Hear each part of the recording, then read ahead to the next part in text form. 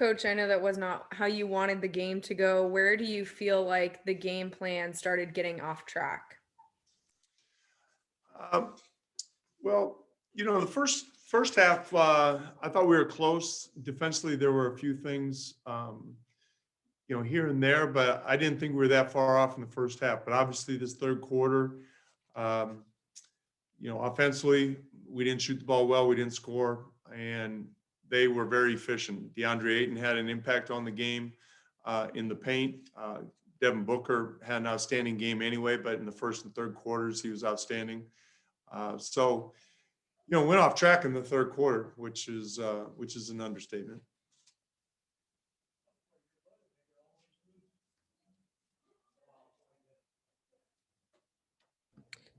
AJ, go ahead. So, what's the message to the team after a loss like this, but no time really to look at a ton of film, I would assume, with Denver being tomorrow? What's your message to the team to try and put this one behind you? We got a game tomorrow night. We got to fly to Denver, play a game, and that's one thing about the NBA is, we'll watch some clips from this game and see where we can be better, but we have to prepare for Denver and move on to the next one.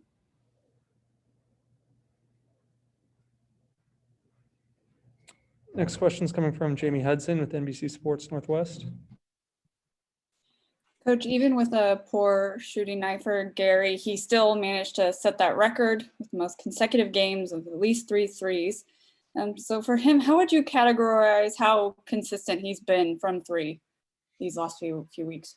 Well, other than tonight, he's been very consistent. He's been a big part of our offense. He's been a big reason why we've been able to sustain a good offense when we lost CJ. He's playing starters minutes, playing 35, 36 minutes. He knows where his shots are coming from. He's aggressive. And, like I said, other than tonight, he's been shooting the ball really well. How do you explain was it just an off night for you guys from 3, or what do you think about the 3-point shooting? I would say so. We were 1 for 9 in the third quarter. That was a tough quarter. And I thought we did have a lot of looks that we could make. And that's, again, you look at the threes that you take. Are they good threes? Are they contested? We can evaluate that after the game. But I wasn't unhappy with the threes that we got. Next question is coming from Aaron Fentress with the Oregonian.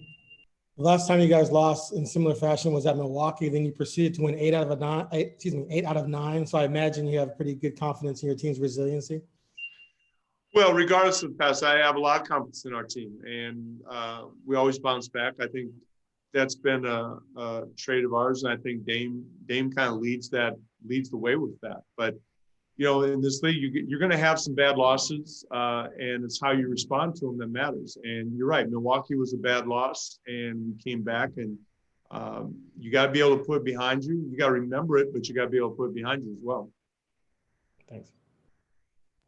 Next question is coming from Dwight James at NBC Sports. Terry, so unlike you guys to turn the ball over, but they really had you going a little bit in the first quarter. Is that just merely an adjustment to their level of defense, or what do you think causes something like that?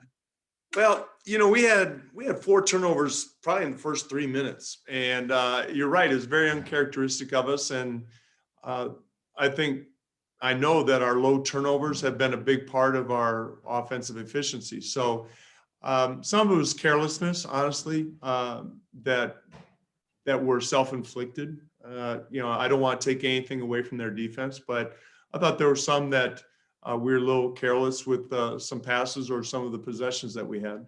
And Terry, what makes them better? Top 10 defense. What is it about what they do?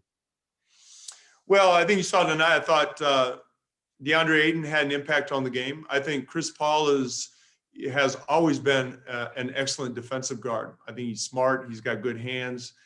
He demands that of his teammates. So I think he certainly is an impetus for that. And Jay Crowder is an excellent defender as well. So I think they bringing in Crowder and bringing in Chris Paul and Ayton gaining the experience, I think that all has really helped them. Our final question is coming from Leonardo Torres with El Comercio. Coach, it's Leonardo Torres from Peru. Coach, what are your expectations for tomorrow game against Jamal? And in the same way, he will also face Facundo Campaso. What is your opinion about him? Well, I think it'll be a good matchup. We played Denver some good games in the past. Obviously, we didn't play them well in the preseason, but Murray's an outstanding player. He had 50 the other night, and he's always a tough cover, especially with Jokic on the floor. As far as Campazzo, I think he's a good guard. He kind of knows his role on the team. He plays hard. He competes. He's a good teammate. Does all the little things for him.